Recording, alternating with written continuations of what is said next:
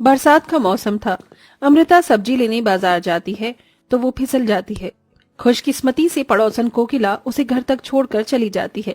तभी अपनी पत्नी की हालत देखकर विजेंद्र घबरा जाता है। हे भगवान, अमृता तुम्हारे कपड़े तो कीचड़ में हो गए हैं। क्या तुम बारिश में फिसल कर गिर गई थी? हाँ जी, सब्जी लेकर आ रही थी लेकिन मिट्टी से पैर फिसल गया और मेरे सर पर चोट आ गई। सर बहुत दुख रहा है, हाथ में से खून भी निकल रहा है। आओ आओ, तुम बैठो। देखो तुम्हारी क्या हालत हो गई है। अब तुम बाहर बिल्कुल नहीं जाओगी। कितनी उम्र हो गई है तुम्हारी। इकलौता बेटा है, हमें उसकी शादी कर देनी चाहिए। शादी तो ठीक है लेकिन हमारी इस गरीब कुटिया में रहने कौन आएगी? भगवान है ना, भगवान पर भरोसा रखो अमृता। ये लो पानी पियो। एक तो बरसात के मौसम में हमेशा ऐसा होता है, तुम गिर ही जाती हो। अजी मेरी फिक्र मत कीजिए, मैं बिल्कुल ठीक हूँ। विजेंद्र अपनी पत्नी का ख्याल रखता है।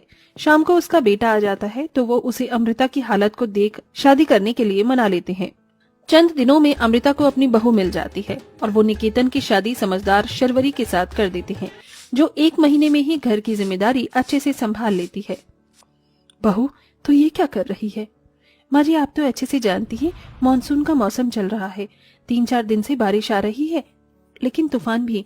तो दीवार की जगह जगह खराब हो रखी है ना, इसलिए मैं मिट्टी से उसे भर रही हूँ ताकि अंदर मिट्टी ना आए। ठीक है बहू कर दे, लेकिन बारिश आने वाली है तो अकेले कैसे करेगी? मैं तेरे साथ जल्दी से करवा देती हूँ, बाहर भी करना है। हाँ माँ जी। शर्वरी और अमृता बाहर मिट्टी का लेप लगाती हैं तो सामने वाली अमीर बहू किंजल हंसकर कहती है लगता है घर में जगह जगह छेद हो गए हैं। बारिश की डर से वही तुम भर रही हो ना शर्वरी? वैसे हमें ये सब करने की जरूरत नहीं है, हम अमीर है ना। हमारा घर देखो, घर के बाहर टाइल लगी है, पेंट भी नहीं है कि पेंट छूट जाए।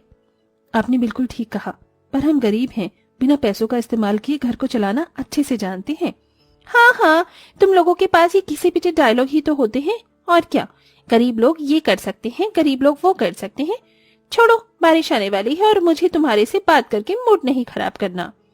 ये बोलने के बाद किंजल घर में चली जाती है। शाम को बारिश में भीगते हुए निकेतन घर लौटता है। अजी आप तो बहुत ज्यादा भीग गए हैं, अब जल्दी से पहले कपड़े बदल लीजिए वरना आप बीमार हो जाएंगे। हाँ तो शर्वरी हो जाने दो मुझे बीमार, मैं इसी के लायक हूँ। बेटा तू खुद को ऐसे क्यों बोल रहा है? क्या बात है मुझे बता। पिताजी मेरी नौकरी छूट चुकी है, जबकि आज मेरी कोई गलती नहीं थी, फिर भी मालिक ने मुझे निकाल दिया। अब मैं इस बरसात के मौसम में कहाँ नहीं नौकरी ढूंढूंगा। घर में खाने के लिए राशन नहीं है और ये छत भी तो मरम्मत करवानी थी। पिछली बारिश में आपने मुझे कहा था, सोचा था पगार मिल जाएगी तो काम हो जाएगा, लेकिन नहीं। अजी आप हिम्मत मत हारिए, जब परिवार साथ होता है तो सब कुछ हो जाता है। मैं कल से कोई काम देख लूंगी, आप काम की तलाश जारी रखें। पर बहू तू। माँ जी प्लीज मना मत कीजिएगा, इस वक्त बारिश के मौसम में मेरे परिवार को मेरी जरूरत है, मुझे इस पर खरा उतरने दीजिए। फिलहाल घर में 2-3 दिन के लिए दाल चावल हो जाएंगे, मैं बना कर लाती हूँ। शर्वरी चूल्हे पर खाना बनाने जाती है तो बहुत देर तक लकड़ियों को जला नहीं पाती है। हे भगवान, कितनी देर हो गई है, मुझे लगता है बारिश की नमी के कारण ये लकड़ियां गीली हो गई हैं और जल नहीं पा रही। थोड़ी सूखी घास से जलाने की कोशिश करती हूँ। शर्वरी को घर के बाहर भी सूखी घास नहीं मिलती क्योंकि धीमी धीमी बारिश जो आ रही थी, तो घर के अंदर से ही कोई सूखे कपड़े का टुकड़ा चूल्हे पर डाल देती है, जिसे आंच जल जाती है और वो दाल चावल पकाना शुरू करती है। अपनी बहू को चूल्हा जलाने में परेशानी होता देख सास भी दुखी होती है। हे भगवान, मुझे तो लगता है अभी थोड़ी बहुत बारिश से ही इतनी परेशानी हो रही है, अगर तेज होने लग गई तो क्या होगा। हमारा तो घर भी कच्चा होने को आया है। कुछ देर में खाना बन जाता है और सब खाकर सो जाते हैं।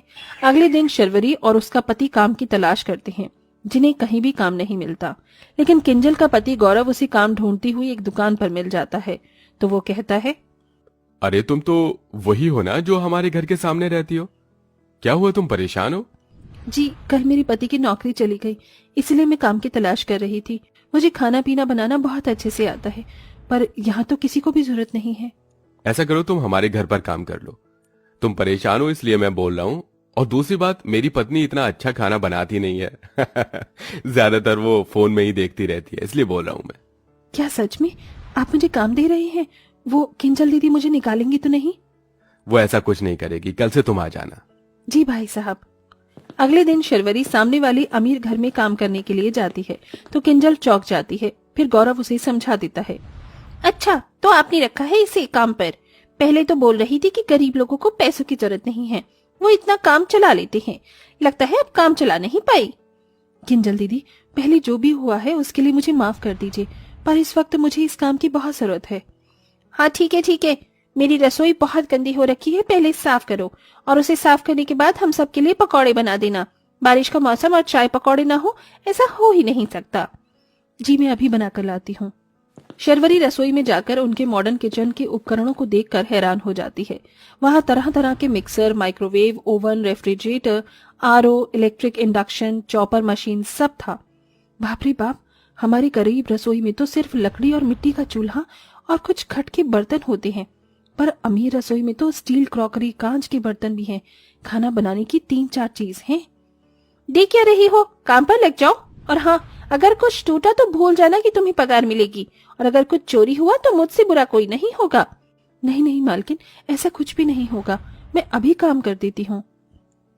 शर्वरी अमीर रसोई में काम करने लगती है और सबके लिए गर्मा गर्म पकौड़े बना देती है, जिसे खाकर उसकी सास और पति खुश होते हैं। वाह शर्वरी, वाकई में तुम खाना बहुत अच्छा बनाती हो। तुम्हारे पकौड़े खाकर पता चल रहा है। हाँ, इस बारिश में ये पकौड़े खाने का मजा ही कुछ और है। बिल्कुल। काश मेरी माँ, बाबूजी और निकेतन भी बारिश के मौसम में पकौड़े का मजा ले पाएं, लेकिन बेसन भी नहीं, तेल भी नहीं है। घर में तेल भी होता तो आटे के पकौड़े बना देती। अरे शर्वरी, खड़ी क्या हो, जाओ और गरम गरम पकौड़े लेकर आओ, प्लेट खाली हो गई है। और उसके बाद रात का खाना भी बनाना, दाल मखनी, पुलाव, रायता, भल्ले, पापड़ी और पूरियां। वाह बहू, आज तो तूने मेरे दिल की बात कर दी। शर्वरी उनके लिए अच्छा अच्छा स्वादिष्ट खाना बना देती है और अपने घर चली जाती है, जहां वो फिर से चूल्हा जलाने के लिए मेहनत मशक्कत करती है और आखिरकार दाल चावल बनाकर सब खाते हैं।